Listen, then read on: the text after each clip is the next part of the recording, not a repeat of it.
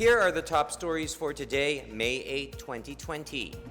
The government gives Metro Manila and other high-risk areas time to shift to a general community quarantine. Solcom Chief Antonio Parlade Jr. insists that press freedom is alive in the Philippines amid the closure of ABS-CBN. Malacanang expects the economy to undergo a V-shaped recovery as GDP drops amid the COVID-19 pandemic. And learn ways to keep busy and stay productive while under quarantine.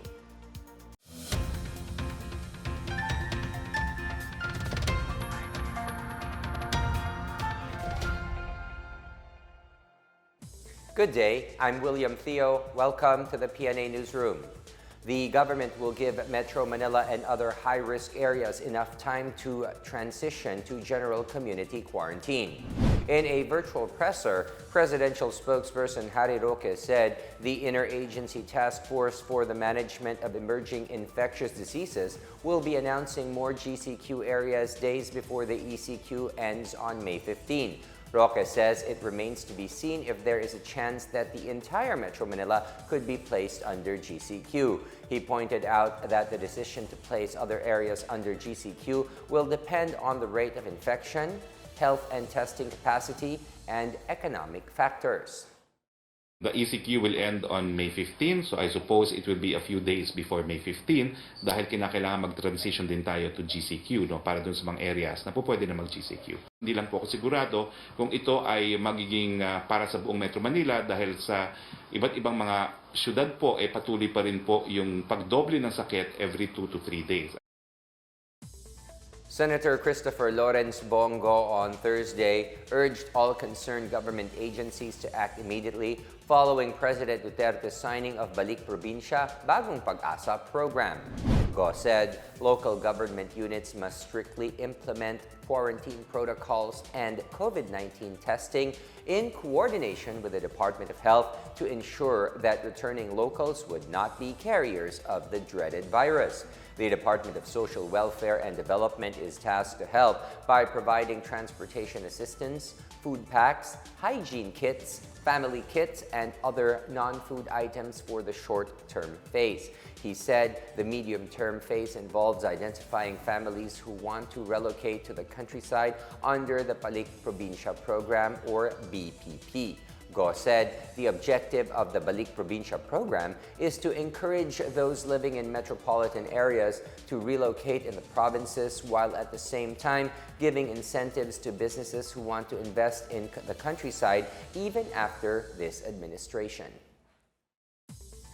The Association of Philippine Offshore Gaming Operators and Service Providers on Thursday welcomed the recent arrest of Chinese nationals and Filipinos engaged in illegal operations of POGO in Makati and Parañaque. On April 24, police authorities arrested 44 Chinese POGO employees and 9 Filipinos for working in an illegal POGO operation in Parañaque City amid the Luzon-wide enhanced community quarantine. Last Tuesday, police arrested another 63 Chinese nationals and 13 Filipinos engaged in illegal POGO operations in Makati City. In a statement, the Association of Philippine Offshore Gaming Operators and Service Providers says it does not condone nor tolerate any form of these illegal operations. It also supports the campaign of the law enforcers against illegal gambling to weed out the industry of the undesirables. The APSP reiterated its commitment to comply with the conditions set by Malacanang, PAGCOR, and the IATF-EID to ensure everyone's safety. The Civil Service Commission sets alternative work arrangements for government agencies, and government workers are needed to augment personnel in swabbing centers. More on these from Chris Mundo. The Civil Service Commission has made available multiple alternative work arrangements that government agencies can adopt while the country is placed under a state of public health emergency. These are work-from-home arrangement, skeleton workforce, 4-day or compressed work week, and staggered working hours. An agency may also adopt work arrangements consisting of a combination of these or other work arrangements appropriate and applicable to the agency. To protect government workers' health and safety, the CSC requires agencies to implement precautionary measures before the resumption of normal operations, such as disinfection and decontamination activities, the conduct of health status check among employees, and modification of workplace layout to ensure observance of physical distancing requirements. In other news, Malacanang is asking cabinet members to assign at least 100 personnel to assist in the 4 mega swabbing centers in the Philippines. These swabbing centers are located at the Palacio de Manila, the Philippine Arena, Mall of Asia, and Enduran 10. The government aims to conduct 5,000 tests per day in all 4 swabbing centers and a total of 30,000 tests per day by end of May. Meanwhile, the Philippine National Police on Thursday cited public cooperation and support as key factors behind the significant decline in traditional crime trend under the enhanced community quarantine. The national total crime volume dropped by 34.45% from 58,705 cases from February 1 to March 16 to only 38,484 cases from March 17 to April 30 during the ECQ. Cases of index crimes or serious crimes decreased from 6,756 cases from February 1 to March 16, down to only 2,669 cases from March 17 to April 30. The new crime trend under ECQ can be attributed primarily to restricted movement of people, stay-at-home quarantine protocol, increased presence of law enforcement and force multipliers, liquor ban in some local government units, and swift government response to the health crisis. For the PNA Newsroom, I'm Chris Crismundo. Still to come, Solcom Chief Antonio Parlade Jr. insists that press freedom is alive in the Philippines amid the closure of ABS-CBN. Malacanang expects the economy to undergo a V-shaped recovery as GDP drops amid the COVID-19 pandemic. More on these when the PNA Newsroom continues.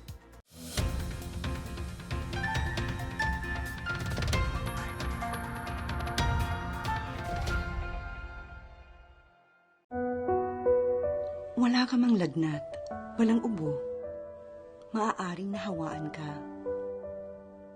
At bawal manghawa. Yung sinundan mo sa pila, yung binilhan mo, binigyan mo ng pera, tinabihan mo, kinausap mo, nahawaan mo na. May natanungan ka, best friend mo, nanay mo, hindi ka man tablan, superman ka man, hindi sila. Bawal manghawa. Ang sumpa ng COVID-19 kay daling ikalat. Sa bawat labas mo sa bahay, maaaring may mawala ng buhay. Wala ka mang ramdam na sakit, maaaring nahawaan ka. Bawal manghawa.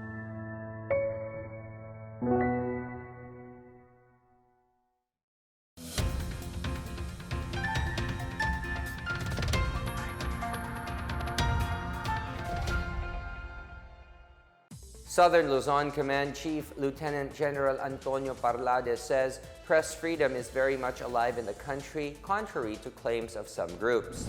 Parlade says the case of ABS-CBN can be likened to Rapplers, and we have laws and regulations to follow and promote. He says the laws that we have is not the law of the rich and the powerful. Parlade is reacting to the statement of Amnesty International Philippine Section Butch Olaño saying ordering ABS-CBN to stop its operations is an outrageous attack on media freedom. Parlade said such claims are non sequitur as the ABS-CBN issue is simply the regulation of a franchise that is a prerogative of the state and enshrined in the Constitution. Despite the NTC's cease and desist order against ABS-CBN, He says other Philippine television channels and media outfits are still operating.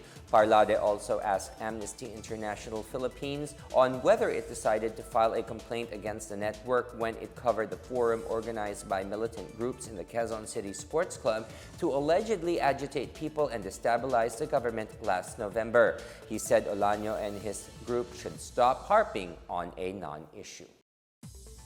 Malacanang on Thursday said it respects the broadcast firm ABS-CBN Corporation's appeal to the Supreme Court. Meanwhile, senators filed a resolution urging the National Telecommunications Commission to reconsider its cease and desist order. More on these from Marita Moahe. Malacanang on Thursday said it respects the broadcast firm ABS-CBN Corporation's appeal to the Supreme Court to stop the implementation of NTC's cease and desist order that prompted the media network to stop its television and radio broadcasts.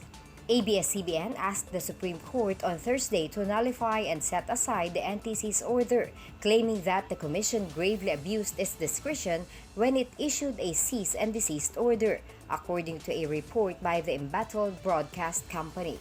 It also alleged that NTC's latest move violates the right of the public to information and curtail freedom of speech, as well as cause serious and irreparable damage on ABS-CBN and thousands of its employees if its implementation is not halted. ABS-CBN's television and radio stations nationwide went off-air on Tuesday following the NTC's order. In a virtual presser aired on state-run PTV4 on Thursday, Roque dismissed that the shutdown of ABS-CBN is a prelude to martial law. Roque also assured Wednesday that there is no reason for Duterte to veto the ratified bill and the palace would leave ABS-CBN's faith to the SC. Meanwhile, a total of 13 senators filed a resolution urging the NTC to reconsider its cease and desist order and to allow ABS, as well as its subsidiaries and affiliate, to continue operations pending the disposition of its franchise renewal. The senators cited precedents for entities whose franchises have expired but were allowed to continue to operate, pending the grant of franchise renewal by Congress. Among them were CBCP Broadcast, Globe Innoves, and PT&T. They also said the cease and desist order against ABS-CBN will impact on 13,000 of its workers, creating joblessness that could not be more ill-timed given the looming economic recession caused by COVID-19 pandemic. For the PNA Newsroom, Marita Moahe. Malacanang on Thursday said it expects a V-shaped economic recovery in the third quarter of the year as the country continues to grapple with the impact of COVID-19. This after the Philippine Statistics Authority announced that for the first time since 1998, the country's gross domestic product decreased by 0.2% in January to March this year. Presidential spokesperson Harry Roque said the enhanced community quarantine placed over Luzon and some parts of Visayas and Mindanao was expected to take a toll on economic activity. Roque also acknowledged that the second quarter will be worse because of the ECQ extension in April, but remained hopeful that the economy will benefit from Build, Build, Build program and the government's prudent fiscal policy and sound fundamentals such as the strong peso.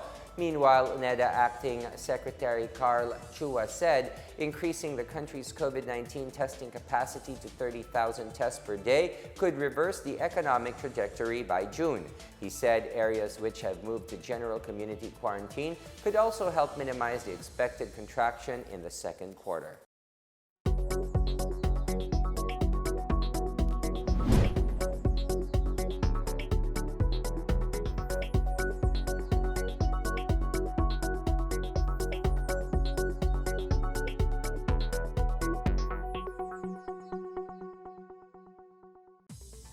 The local government of Iloilo City plans to fast-track the distribution of cash aid under the Social Amelioration Program after missing its deadline on Thursday.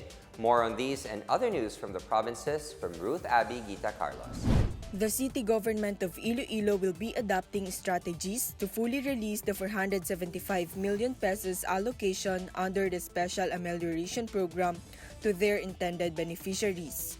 As of Thursday, Nearly 19,000 beneficiaries from 109 barangays have received their SAP aid at 6,000 pesos per recipient. This, as the LGU requested an extension from Interior and Local Government Secretary Eduardo Año after the deadline for distribution lapsed on Thursday. Mayor Jerry Treñas said they hope to hasten the distribution with the additional strategy that they will be adopting. In Surigao del Sur, at least 88 former rebels from the Communist New People's Army received financial assistance from the government's relief program for displaced workers. The former rebels were provided emergency employment under the Department of Labor and Employment's Tulong Panghanap Buhay sa Ating Disadvantaged or Displaced Workers. They received about 844,000 pesos during the distribution of cash assistance on Wednesday. The aid ensured that the former rebels can put food on the table during the ongoing enhanced community quarantine. Meanwhile, express lanes in borders between local government units are no longer available for frontliners as ILOCOS NORTE is placed under interim general community quarantine. Frontliners now need to pass through regular lanes in border control points following reports of people illegally crossing the borders. Authorized persons outside of residents or frontliners still need to show credentials or identification cards in our border checkpoints. To help commuters, the provincial government has provided free rides to frontliners while some essential workers who have no personal transport service can now avail of tricycles for hire. For the PNA Newsroom, I'm Ruth Abby Gita Carlos. Up next, Malacanang approves the creation of a framework to keep the public physically and mentally healthy during the COVID-19 crisis. And learn ways to keep busy and stay productive while under quarantine. The PNA Newsroom returns after these reminders.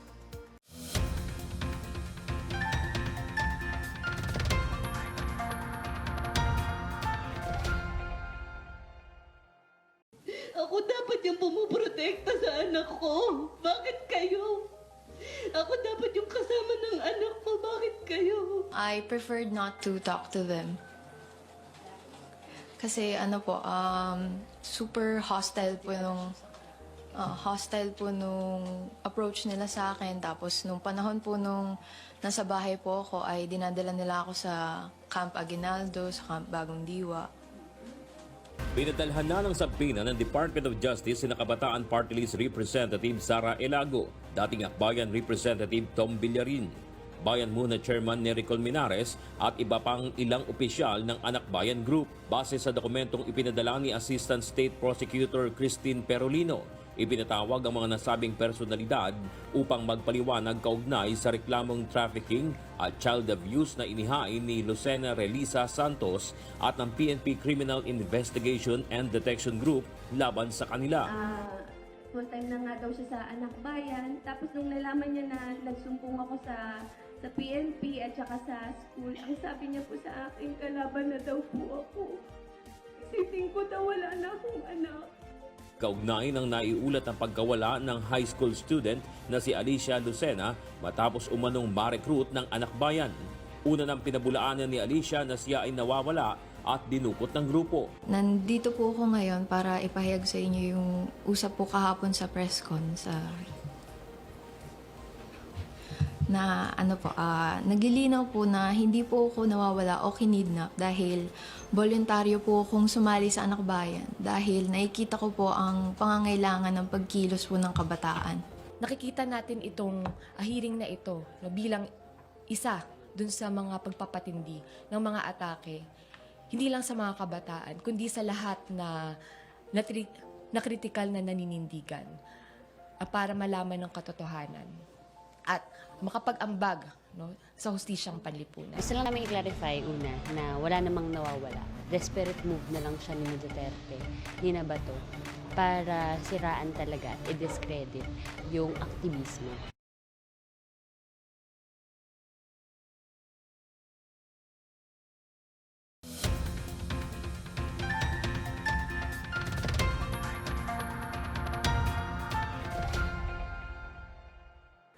The Interagency Task Force has approved the proposal to establish a national framework to increase the physical and mental resilience of the public amid the COVID-19 pandemic. Presidential spokesperson Harry Roque announced this as he stressed the need to remain physically and mentally healthy. Malacanang has yet to release a copy of the IATF-EID's new resolution. The IATF Sub-Technical Working Group with the Department of Health will serve as chair to convene and propose a national framework to increase the public's physical and mental resilience. Experts have warned that the COVID-19 pandemic will trigger a spike in cases of anxiety and depression due to stringent measures imposed to stop the contagion. Roque said the IATF-EID also approved the proposed establishment of regional IATF in all regions. The International Council of Nurses said Wednesday it believes at least 90,000 healthcare workers had been infected in the COVID-19 pandemic and more than 260 nurses had already died. In a statement, it said failure by governments to record infection rates and deaths of healthcare staff is a scandal that puts staff at higher risk and underestimates the true scale of the problem. The ICN said nurses and healthcare workers have been put at greater risk because of the lack of personal protective equipment and poor preparedness. The council, however, said governments are not able to provide accurate data as they are not collecting the data. The ICN called on governments to immediately start keeping accurate records of infections and deaths among healthcare workers. The World Health Organization had separately reported 23,000 infections among healthcare workers. The Archdiocese of Manila has prepared guidelines for holding masses and other religious services once the government allows the conduct of these activities. Apostolic Administrator of the Archdiocese, Bishop Broderick Pabilio, said Thursday the protocols would be practiced to make sure religious activities do not contribute to the spread of COVID-19. Churchgoers will be mandated to wear face masks. Holding of hands will be disallowed during the Our Father, and there will be no handshakes at the giving of peace. During communion, the minister lays the host on the communicant's hands. Each entrance and exit should have a foot bath, and there should be hand sanitizers at the entrance. All holy water fonts should be emptied and covered so that they may not be used. There should be at least half an hour gap between masses to allow the church to be disinfected after each service. Live streaming of masses will continue for the benefit of those unable to participate in the community celebrations. As we observe the stay-at-home order during this quarantine period, we now find ourselves with a lot of time to spend on things we could not normally do. Here are some activities made available through the government's digital platforms that may help with your self-improvement or keep your business going even with the pandemic. Go Negosyo offers free mentoring sessions on their official Facebook page. Prominent mentors and experts discuss business issues and concerns, as well as provide technical and practical know-how on managing micro and small businesses. Meanwhile, tech-savvy businesses can develop their websites for free, as EasyBuilder Pro, a partner of the Department of Trade and Industry, or DTI, is waiving subscription fees for micro, small, and medium entrepreneurs.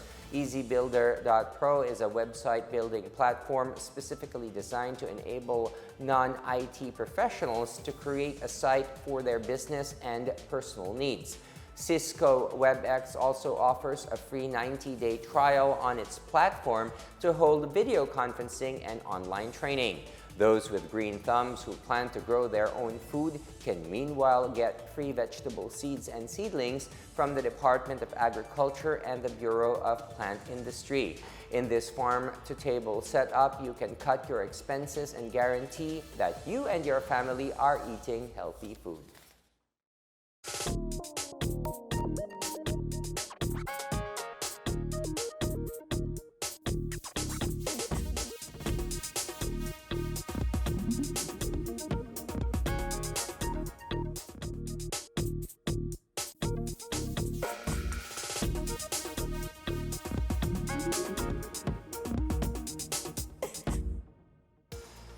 Let's take another look at today's biggest stories.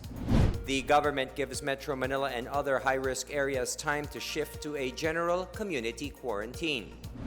Solcom Chief Antonio Parlade Jr. insists that press freedom is alive in the Philippines amid the closure of ABS-CBN. Malacanang expects the economy to undergo a V-shaped recovery as GDP drops amid the COVID-19 pandemic. And learn ways to keep busy and stay productive while under quarantine.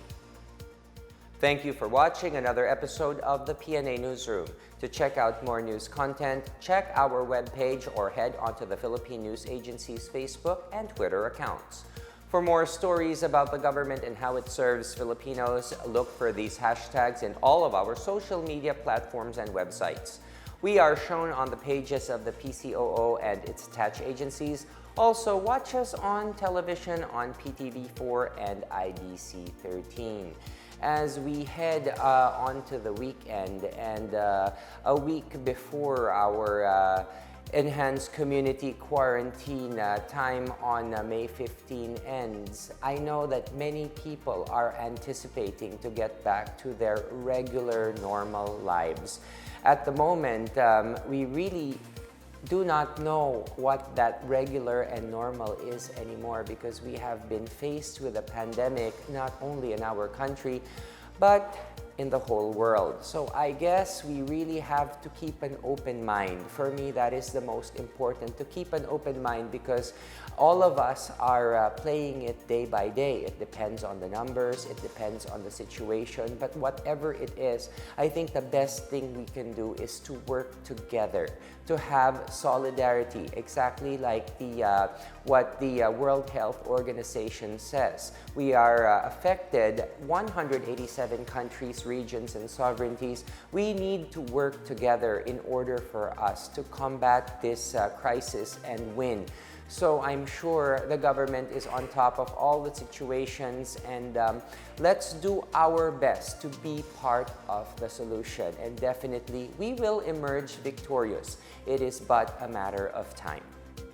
And that's your daily dose of the biggest stories that you need to know. From the PNA Newsroom, I am William Theo. Good day, happy weekend, and stay at home.